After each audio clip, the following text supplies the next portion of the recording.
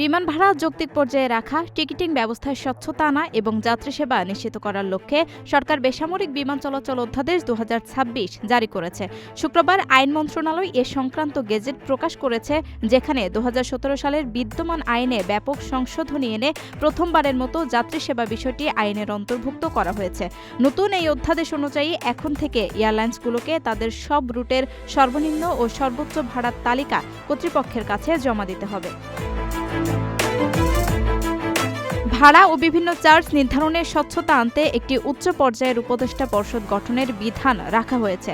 কোনো রুটে কৃত্রিম সংকট সৃষ্টি বা অস্বাভাবিক ভাড়া বাড়ানোর প্রমাণ পাওয়া গেলে কর্তৃপক্ষ এখন সরাসরি হস্তক্ষেপ করতে পারবে। এছাড়া অসম প্রতিযোগিতা রোধে এয়ার অপারেটরদের সরাসরি ট্রাভেল এজেন্সি বা জিএসএ হিসেবে কাজ করার সুযোগ বন্ধ করা হয়েছে, যা টিকিটিং খাতে শৃঙ্খলা ফেরাতে ভূমিকা রাখবে। বিদেশি এয়ারলাইন্সগুলোর জন্য বাংলাদেশে নিজস্ব কার্যালয় স্থাপন বা শতভাগ বাংলাদেশি মালিকানাধীন জিএসএ নিয়োগ বাধ্যতামূলক করা হয়েছে। পাশাপাশি টিকিট সিন্ডিকেট ভাঙতে ডিজিটাল মাধ্যমগুলোকে নিবন্ধনের আওতায় আনা হয়েছে এবং সিট ব্লকিংয়ের মতো অনিয়মের প্রমাণ মিললে নিবন্ধন বাতিলের কঠোর বিধান রাখা হয়েছে।